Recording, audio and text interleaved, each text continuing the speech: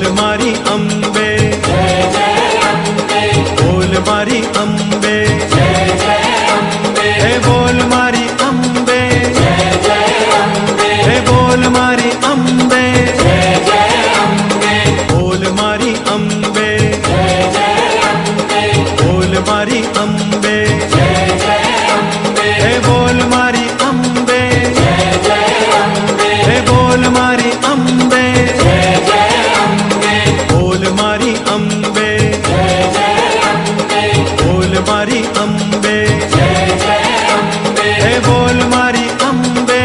कथा 9 दिन ही होती है, 9 दिन में ही सब कुछ करना होता है।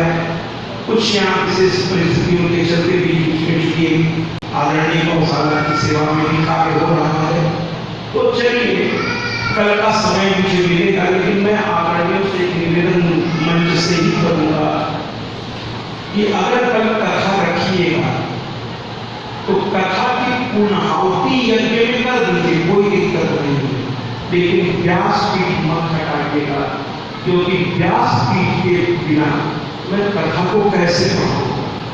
अगर आप चाहते हैं कि कल भी कथा हो तो ये टेबल आप हटा दीजिए, ये सब हटा दीजिए, तो कल अनुष्ठान पूरा हो गया 9 दिन का। तो मैं आपकी बात से सहमत हूँ, ये सब हटवा दीजिए। मैं पुस्तक भी लेके इसके नहीं आऊंगा कि 9 दिन की ये कथा होती है, लेकिन आप कथा को अगर संपूर्ण करना चाहते हैं तो ये व्यास की बात को छोड़ना पड़ेगा मेरे लिए। अगर उससे आप सहमत हों तो कल मैं ये कथा जरूर सुनाऊंगा। मुझे कोई और माँ मेरी 9 दिन और 10 दिन में नहीं मानती है, माँ को भक्तों का भाव देती है, आपका भाव है सुनने का, और मैं सुनाने को तैयार हूँ। केवल ये स्थान मुझे दीजिएगा, 2 माइक दीजिएगा, बाकी कल पुस्तक नहीं आएगी, पुस्तिका पूजन नहीं होगा, व्यास पूजन नहीं होगा, केवल कल कथा होगी। बड़ी ऊर्जा है। एक भैया तो कल नारियल लेकर के पहुंच गई थी आदमी मनोज जी के घर, और इसी तरह हमारे एक भैया है सर, उनको हम कहते हैं, वो रोज का आहार है। बाकी प्रहलाद जी तो मेरा ख्याल बहुत रखते हैं, सभी की सभी आदरणीय, तो आपके प्यार का ये ऋण मैं क्या चुका पाऊंगा। पहली बार इतिहास बनने जा रहा है कि 9 दिन की कथा पूरी होने के बाद भी मैं 1 दिन और मां की कथा सुनाने के प्रयास भी कर। बहुत बहुत धन्यवाद। आगे की प्रक्रिया आप आदरणीय पूरी करें। जय माता। कृपया आप शांत हो जाएं, कभी सारे का सही उपयोग करें। जैसे ही स्वाहा बोल के मंत्र पढ़ा गया, देवताओं का हिस्सा उन तक पहुंचने लगा, वो खुश हो गए, वो तो खुश हो गए। अब बात करते हैं स्वधा देवी। बहुत ध्यान से सुनिएगा, कथाएं बहुत महत्वपूर्ण है, और सच्चाई है अब और आनंद आ रहा है। ऐसे में बीच में रुकना, लेकिन अब क्या करें, समय की मर्यादा है, वरना आपको और आनंद आता एक के बाद एक। चलिए फिर कभी इस आनंद को पहले उठाएं, फिर कभी आगे। तो स्वधा देवी की कथा हमारे आपके जो पूर्वज, यानी हमारे वृद्ध माता पिता, उनके माता पिता, जैसे जैसे वो मृत्यु को प्राप्त होते जाते हैं, वो हमारे पितृ बन जाते हैं, हमारे पितृ बन जाते हैं। साल में 15 दिन का एक पूजन होता है। ऐसे तो पितृ पक्ष कई बार आता है अमावस्या के साथ, लेकिन एक पितृ पक्ष ऐसा है जो शारदीय नवरात्र का साथ है। शारदीय नवरात्र से पहले ध्यान से सुनिएगा, वो 15 दिन हमारे पितरों का होता है। जब ब्रह्मा जी ने सृष्टि की रचना की, उस समय तो कोई मृत्यु अभी हुई नहीं थी, तो हुआ पितृ कहां से आए? तो 5 पितृ ब्रह्मा जी ने अपनी ओर से बना दिए, 5 प्रमुख पितृ। उसके बाद हमारे लोग मरते गए और वो पितृ बनकर उसमें शामिल होते हैं। तो पितृ हमारे घर के रक्षक होते हैं। जीवन में जो 15 दिन हर साल आपको मिलता है शारदीय नवरात्र से पहले, जिसको पितृ पक्ष कहते हैं, उसमें आपका कर्तव्य है कि जो आपके अभी संसार में नहीं है उनको आप तर्पण करें, उनको आप भोग लगाएं। पूरे 15 दिन, जीवन का 15 दिन पूर्ण रूप से पितरों को समर्पित कर दीजिए। कितना सुंदर है हमारा सनातन धर्म। पहले पितृ पूजा, उसके बाद शक्ति पूजा, 7 दिन नवरात्र, बड़ा सुंदर होता है ये 15+9, ये जीवन में ऊर्जा ले आता है। जिस घर में पितर पक्ष में पितरों की पूजा नहीं होती, ऐसा मान्यता है कि पितर वहां से दुखी होकर वापस चले जाए।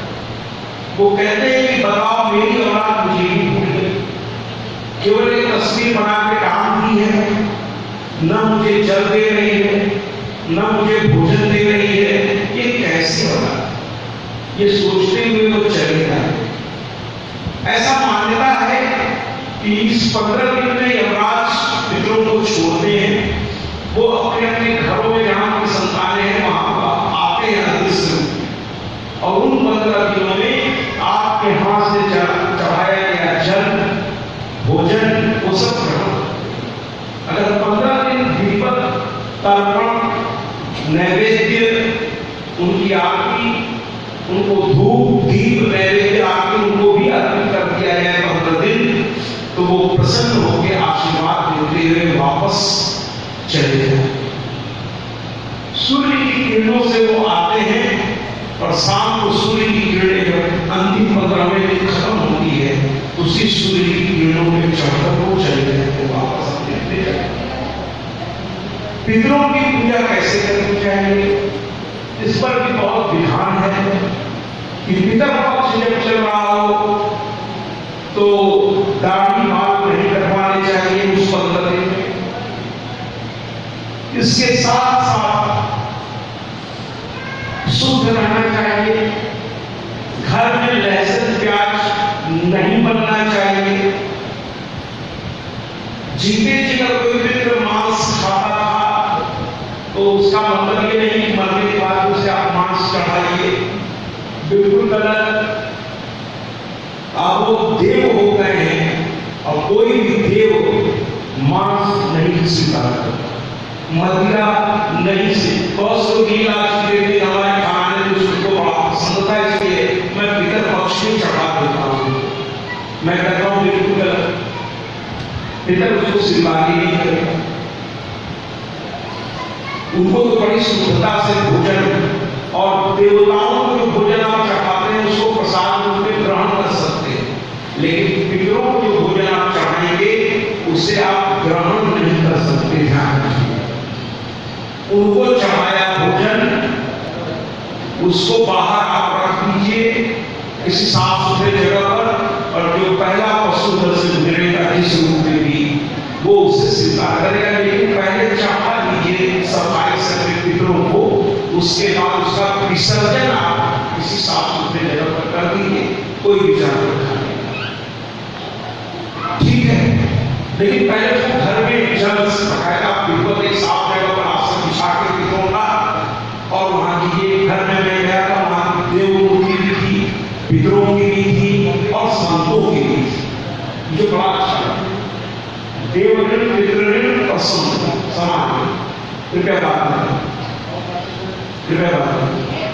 तो पितरों को तर्पण और उनको भोग 15 दिन लगाइए, और अंत में पिंड दान करिए हर साल।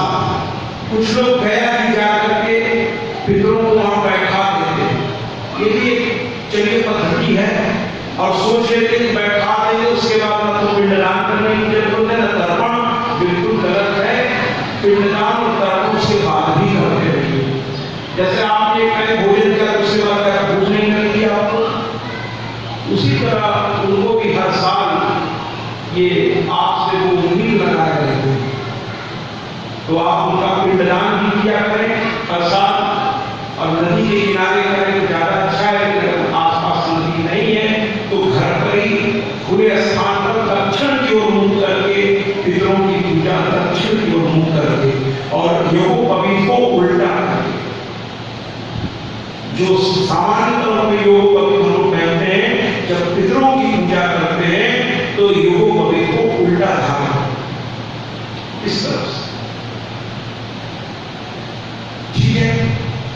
और जो कल हवन होगा उससे जो आहुति पड़ेगी उसमें इन दो अंगुलियों का इस्तेमाल नहीं होगा, केवल इन बीच की दो उंगली और यह अंगूठे का इस्तेमाल होता है देव हवन में। स्वाहा ऐसे, लेकिन पितरों में इन दो उंगलियों का इस्तेमाल नहीं करेंगे। अब इसका इस्तेमाल केवल सहारा नहीं, इसको इस्तेमाल और स्वधा इस कथा को हम मानते हैं। रोज पितरपक्ष में जल चढ़ाइए, स्नान के बाद धीरे शरीर नहीं पोंछना है। जिनके माता पिता नहीं है, दादा दादी नहीं है, उनके नाम से जल चढ़ाएंगे। शुद्ध तांबे के जल, लोटे में है ना, तांबे के लोटे में, पीतल वाले में, पीतल में देव को चढ़ाना है तांबे, या नहीं है तो भैया फिर क्या करेंगे, कुल मिला के जल चढ़ाना है। शुद्ध जल उसमें भरिए, उसमें पुष्प डालिए, अक्षत डालिए, ठीक है। केला पितरों को नहीं चढ़ता, ध्यान रखिए, बल्कि अक्षत को भी दूर रखिए। केला पितरों को, तो केला विष्णु स्वरूप है और पितर उसको स्वीकार नहीं करते, केला भी, बाकी फल चढ़ाइए पितरों। और जब भी पितरों के लिए कोई चीज आप चढ़ाइए, जल चढ़ाइए, उसमें जौ, तिल का जल का बड़ा महत्व होता है। तिल, जौ, पुष्प, चंदन, रोली, सब खुशबू का उस पूरे जल को बनाइए।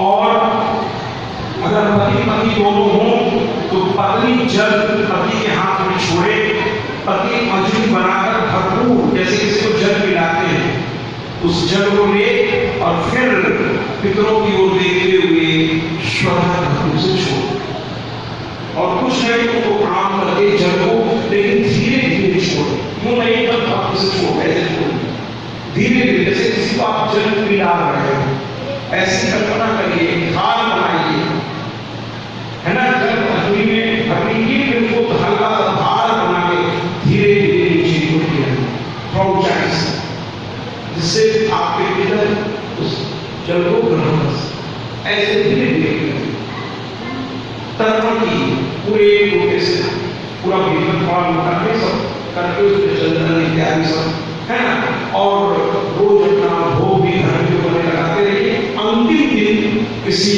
कर्मकांडी आचार्य को लेकर के विधिवत ढंग से पिंडदान करेंगे, तब आप पितरों से, पीड़ों से मुक्त रहेंगे। जिस घर में पितरों की पूजा नहीं होती, देवताओं की पूजा नहीं होती, संतों को सम्मान नहीं मिलता, उस घर में पितृदोष, पितरों की पूजा नहीं करेंगे तो पितृदोष मत जाए। और पितृदोष के कितने लक्षण होते हैं, आचार्य से पूछिए। घर में अशांति रहेगी, तरक्की नहीं होगी, हर काम में बाधा आएगा, ये सब पितृदोष के लक्षण। और ये अनुष्ठान से तकलीफ तो होंगे, लेकिन अगर आप विधिवत करते रहेंगे तो ही जाके होगा। मैंने कहा मां की कथा बहुत है, इसीलिए एक कथा को लेकर मैं ईमानदारी से जोड़ूं, तो थोड़ा सा समय लगता है। इसको समय में कहते क्या करें, लेकिन चलिए स्वधा देवी की कथा पूरी कर देते हैं। तो स्वधा देवी ने क्या होता था, देखिए कहीं वो कथा करते ना तो चले गए, अब पितरा और ब्रह्मा जी के सामने खड़े हो गए, पहले हमें भोजन नहीं मिल रहा, तो ब्रह्मा ने कहा तो देवताओं की समस्या हल कर दी, अब तुम लोग आ गए, कहने लगे हाँ मुझे भी भोजन नहीं मिल रहा। तो कहने लगे फिर आपकी मां को नहीं मिलाया, वो हाथ जोड़ करके बैठ गए और मां को स्मरण कर दिया। अचानक उन्हें ज्ञान की प्राप्ति हुई कि लक्ष्मी नारायण से मिलो, लेकिन उन्होंने कहा कि मैं लक्ष्मी नारायण से जब तक मिलूंगा तब तक पितर बेचारे क्या करेंगे, तो उन्होंने और गहरी साधना अंदर मन ही मन लक्ष्मी नारायण को याद करना शुरू, और उधर मां को भी याद कर रहे। उन्हें ज्ञान की अनुभूति हुई कि अब की बार उन्होंने स्वधा देवी को आह्वान किया और उनके सामने स्वधा देवी प्रकट हुई। बोलिए ना, स्वधा मैया की, स्वधा मैया की, स्वधा मैया की। और ब्रह्मा जी ने स्वधा देवी को उठाकर पितरों को सौंप दिया कि यह आपकी अर्धांगिनी है और आज से जो कुछ भी चढ़ाया जाएगा वो पहुंचाने का काम हिदायत उनके घर में भोजन बना करके अपने घर वाले के साथ सबको भोजन कराने का काम स्त्री का ही होता है। तो हुआ कि जो कुछ भी चढ़ेगा वो ये आप तक पहुंचाएंगी और आप उस भोजन से तृप्त हो जाए। अब ब्राह्मणों को बुलाया गया कि आप पितरों के लिए जो आप देवताओं की पूजा करिए, जो कुछ भेजना है तो क्या बोलना है। ब्रह्मा जी ने पहले बताया था स्वाहा स्वाहा, लेकिन जब पितरों की बारी आएगी तब कहना होगा।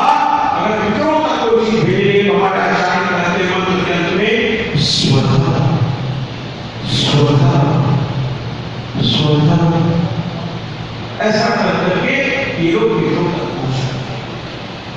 अब आइए कथा समाप्त कर रहे हैं, फिर कभी मुलाकात होगी तो हम लोग आगे की कथाओं और आनंद लेंगे। ये कथा संपूर्ण है, भक्तों की हो गई, माता की हो गई, सब कुछ हो गया है। बाकी तो माँ की कथा ऐसी गिरानी की भूख की नहीं और मिलनी ही नहीं चाहिए। हमारे व्यास जी कहते हैं इस कथा की 3 आवृत्ति बहुत अच्छी मानी जाती है। 5 हो जाए और अच्छा, 7 आता है। जिस दिन 9 आवृत्ति किसी भक्त ने कर ली फिर उस जैसा श्रेष्ठ तो कोई और नहीं, उसको देख दूसरे पवित्र हो जाएंगे। ऐसा श्रीमद जी का। अब सब लोग खड़े होंगे, मेरी को गाएंगे। माँ को शैया को मेरा प्रणाम, माँ को देवी को मेरा प्रणाम, माँ की पिता को मेरा प्रणाम, गुरु वशिष्ठ को मेरा प्रणाम। आइए इस कथा से क्या सौभाग्य मिला। 9 दिन हम बैठे रहे और बैठे रहे 9 दिन माँ की ज्योत के सामने सारा काम धाम छोड़ के आ रही सब क्या आ रही और आप सब माताएं रसोई घर का बहुत सारी जिम्मेदारियां सब छोड़ के आपको भागी भागी आती थी। जब कथा शुरू हो गई है और यहाँ कथा पर धैर्य से रुकी, यहाँ तो मिला क्या मिला। आइए इस गीत से देखते हैं कि इस 9 दिन की साधना में, इस 9 दिन की साधना में हमें कहाँ पहुंचाया, तो माँ के द्वार तक पहुंचाया। ये 9 दिन की साधना माँ के द्वार तक ले आई है। बाकी और साधना करेंगे और साधना करेंगे और माँ के चरणों तक भी पहुंचेंगे, लेकिन माँ के द्वार तक पहुंच गए, ये बहुत बड़ी बात है। इसलिए तेरा भवन निराला है, जग से मत वाला है। तेरा भवन निराला है, जग से मत वाला है।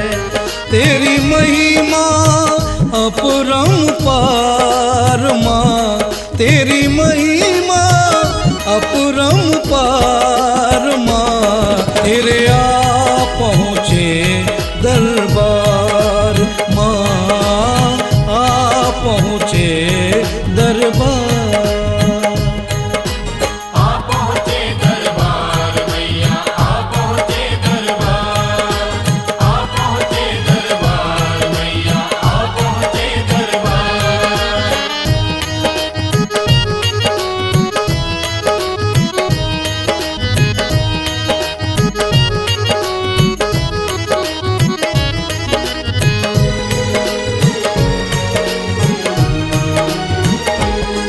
सुंदर माँ पर्वत है, पर्वत पे डेरा है। सुंदर माँ पर्वत है, पर्वत पे डेरा है। पर्वत में एक गुफा जहाँ माँ का बसेरा है। पर्वत में एक गुफा जहाँ माँ का बसेरा है। बैठी पिंडी रूप तू धार माँ, बैठी पिंडी रूप तू धार माँ। तेरे आ पहुँचे दरबार माँ, आ पहुँचे दरबार माँ। आ पहुँचे दरबार मैया, आ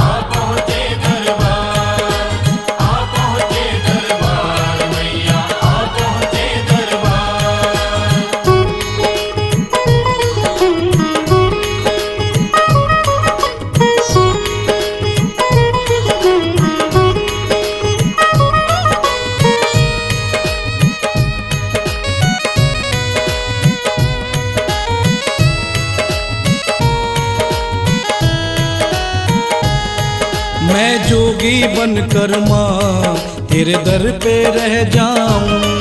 मैं जोगी बनकर माँ तेरे दर पे रह जाऊं। दिन रात करूं दर्शन मैं पावन हो जाऊं। दिन रात करूं दर्शन मैं पावन हो जाऊं। मेरी विनती कर स्वीकार माँ, मेरी विनती कर स्वीकार माँ, तेरे आ पहुँचे दरबार माँ, आ पहुँचे दरबार माँ। आ पहुँचे दरबार मैया, आ पहुँचे दरबार, आ पहुँचे दरबार मैया, आ पहुँचे दरबार।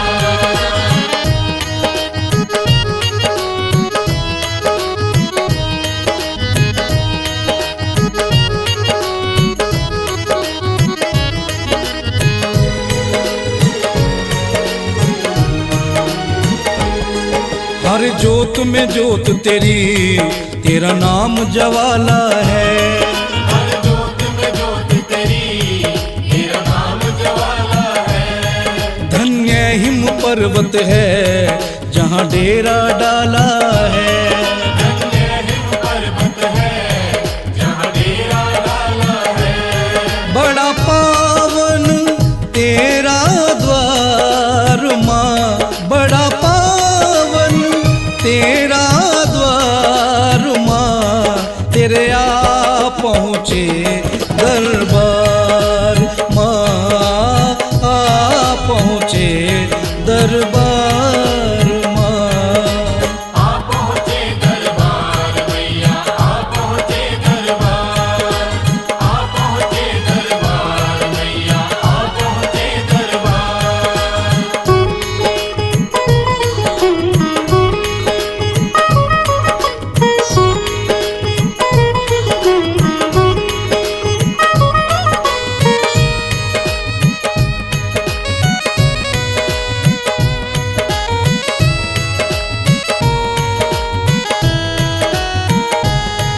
करुणा का सागर माँ हर संकट हरती है।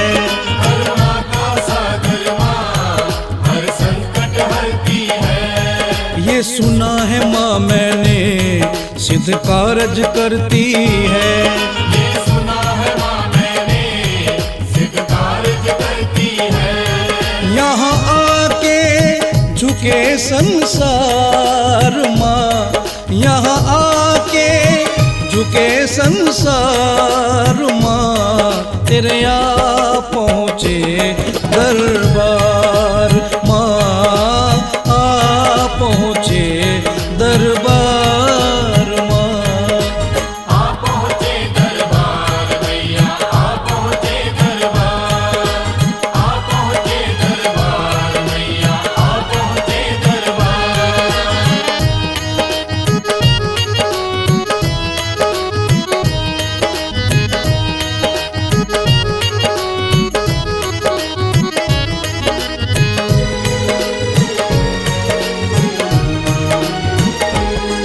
तेरे हाथ में डोरी माँ किस्मत की चाबी है। तेरे हाथ में डोरी माँ किस्मत की चाबी है। शेरों की मालिक माँ तेरा ठाट नवाबी है।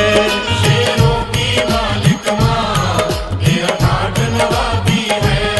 माही करता सिफत हजार माँ, माही करता सिफत हजार माँ, तेरे आ पहुँचे दरबार माँ, आ पहुँचे दरबार माँ। आ पहुँचे तेरे द्वार मैया, आ पहुँचे तेरे द्वार। आ पहुँचे दरबार मैया, आ पहुँचे दरबार, आ पहुँचे तेरे द्वार मैया, आ पहुँचे तेरे द्वार। बोल साचे दरबार की हे माँ, तेरी कृपा से 9 दिन इस धरा पर तूने जो बुलवाया तेरी कृपा है, जो कुछ मैंने अच्छा बोला वो तेरी कृपा है। अगर कहीं गलती से कोई गलती हो गई हो तो वो मेरा विकार है। हे माँ क्षमा करना। मनहीनम क्रियाहीनम भक्तिहीनम स्वेश्वरी यह पूजितम मया देवी परिपूर्ण तदस्तु मे तदस्तु मे तदस्तु मे। जय बोलिए सच्चे दरबार की जय।